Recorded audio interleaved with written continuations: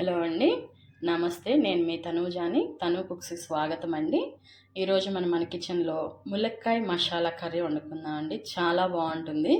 ఇప్పుడు దానికి కావాల్సిన పదార్థాలండి, ఒక పెద్ద సైజువి ఒక 3 ఉల్లిపాయలండి, ఇలా కట్ చేసి పెట్టుకోండి సన్నగా.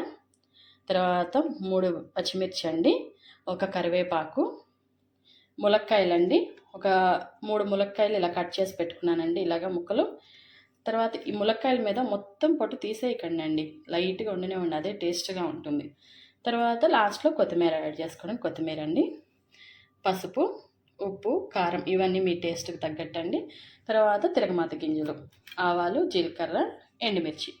ఇప్పుడు దీంట్లోకి మెయిన్ ఇంగ్రీడియంట్ ఏంటంటే మసాలా, అదేంటనేది ఇప్పుడు మీకు చూపిస్తా. ధనియాలు, కొంచెం రైస్ అండి, మనం అన్నం వండుకుంటాం కదా అది రైస్. తర్వాత దాల్చిన చెక్క, లవంగాలు, 2 యాలకులు, కొన్ని చిన్నులపాయ, ఒక చిన్నులపాయ అనమాట, మీడియం సైజ్ చిన్నులపాయ. ఇది మనం పొడి కొంచెం వేపుకొని పొడి చేసుకుందాం అండి. ఇది మెయిన్ అండి కర్రీలోకి. ఇప్పుడు ప్రాసెస్లోకి వెళ్దాం. ఇప్పుడు స్టవ్ వెలిగించుకుని ఒక గిన్నె పెట్టుకుందాం అండి స్టవ్ మీద. ఇప్పుడు స్టవ్ వెలిగించాను నేను. ఈ గిన్నె హీట్ అయిన తర్వాత మనం ఈ మసాలా దినుసులు వేపుకున్నామండి. ముందు గిన్నె హీట్ అయిందండి, ఒక వెల్లుల్లిపాయలు తీసేసి మిగతా అన్నీ వేపేసుకున్నామండి.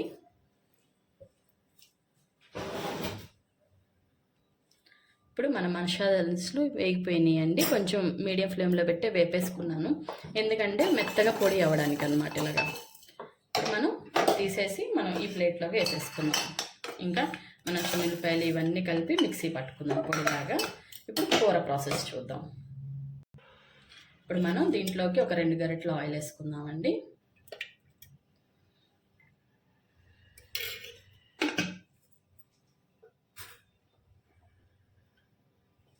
నూనె కాగిందండి, హైలోనే ఉంది కదా స్టవ్, కాగిపోయింది.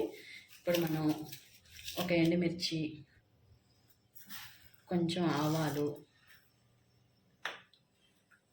కొంచెం జీలకర్ర వేసుకుందామండి. వీటిని ఆగనిద్దాము.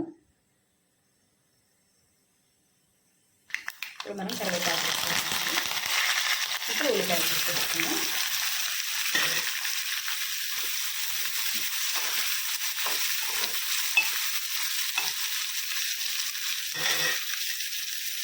ఇప్పుడు మనం రెడీగా ఉంచుకున్న పసుపు కూడా వేసేద్దామండి.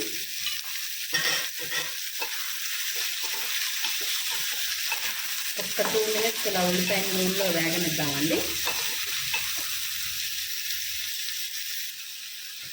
2 నిమిషాలు అయిపోయిందండి, కొంచెం మెత్తబడింది ఉల్లిపాయ. ఇప్పుడు ఈ టైంలోనే మనం ములక్కాయ వేసేసుకుందామండి, ములక్కాయ ముక్కలు.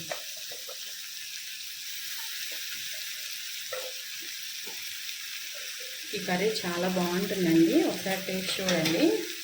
మనకి ఎలా అంటే చికెన్ తిన్న టేస్ట్ వస్తుంది అనమాట.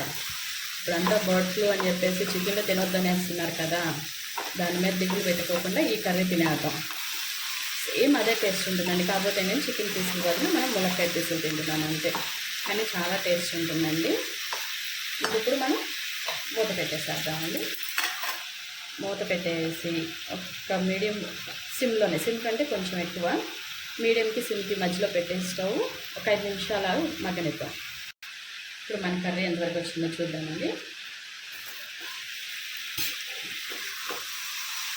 వేగుతూ ఉన్నాయండి ముక్కలు, ఉల్లిపాయ. ఇప్పుడు మనం రెడీగా ఉంచుకున్న సాల్ట్ వేసేద్దామండి. ఒక 1 స్పూన్ ఫుల్గా అండి, సరిపోతుంది. ఇంకా మనం ఏం వేయక్కర్లేదు, సరిపోతుంది. సాల్ట్ వేసుకున్నాం కదండి, కింద నుంచి పైకి ఇలా కలిపేసుకొని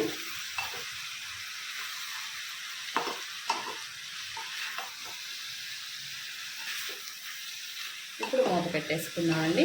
ఈ కర్రీ మనకు దగ్గర ఒక 1/2 అవర్ పడుతుందండి. మనం ఇలా మూత పెట్టేసుకుంటూ మధ్యలో చూసుకుంటూ అడగంటకుండా తిప్పుకుంటూ ఉన్నామండి. ఒక 1/2 అవర్ పడుతుందండి, మధ్య మధ్యలో చూసుకుంటూ ఉందాం మనం. ఇప్పుడైతే మూత పెట్టేద్దాం, మగ్గుతాయి. ఇప్పుడు మన కూర ఎంతవరకు వచ్చిందో చూద్దామండి.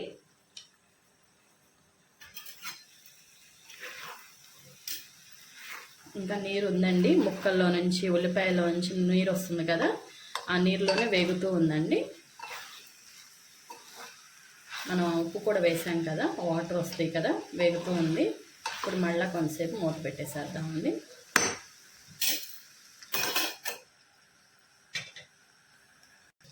ఇలా అండి. ఇప్పుడు మన కర్రీ ఎంతవరకు వచ్చిందో చూద్దామండి.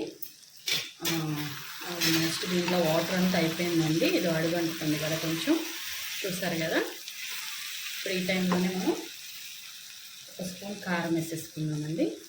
కారం ఎక్కువ వేయకండిలేండి, తర్వాత చూసి వేసుకోవచ్చు. ఉప్పు కారాలు ఎప్పుడైనా సరే ఇంతని లెక్క ఉండదండి. ఒక్క ఫ్యామిలీ ఒకలా తింటారు కదా, చూసి వేసుకోవడమే. ఇంకా ఇప్పుడు ఇందులోకి వాటర్ వేసుకుందామండి. కారం వేసేసుకున్నాం కదండి. ఇప్పుడు ఇందులోకి ఈ టీ గ్లాస్ ఆఫ్ వాటర్ వేసేసుకుంటున్నానండి. ఇంకొక హాఫ్ గ్లాస్ వేసుకుందామండి. కొంచెం ముక్కలకు హాఫ్ అన్న వాటర్ వేస్తే మనం తర్వాత ఆ మసాలా పొడి వేసుకుంటాం కదండి, చిక్కగా అయిపోతుంది అనమాట ఇది గ్రేవీ. అందుకోసమని ఇంకో గ్లాస్ వేసుకుందాం.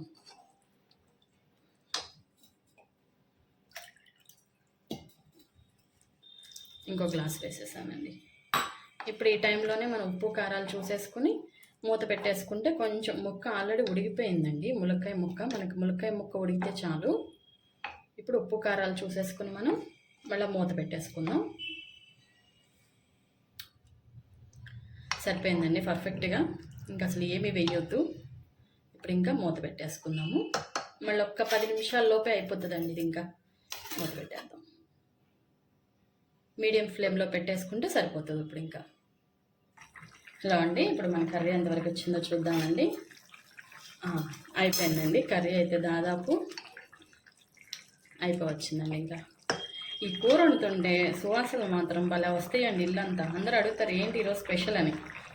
అంత టేస్ట్గా, అంత మంచి స్మెల్ వస్తూ ఉంటుంది. మీరు కూడా ఎంజాయ్ చేయాలంటే ఒకసారి కూర వండి చూడండి. ఈ పొడి మసాలా అండి, ఇందాక మీకు నేను ఏదైతే చూపించానో బియ్యము, ధనియాలు, దాల్చిన చెక్క, లవంగా, 2 యాలకులు, ఒక చిన్న ఉల్లిపాయ అన్నీ కలిపి ఇలా పొడిలా చేశానండి. ఈ పొడిని ఇప్పుడు ఇందులో వేసేసుకోవాలండి.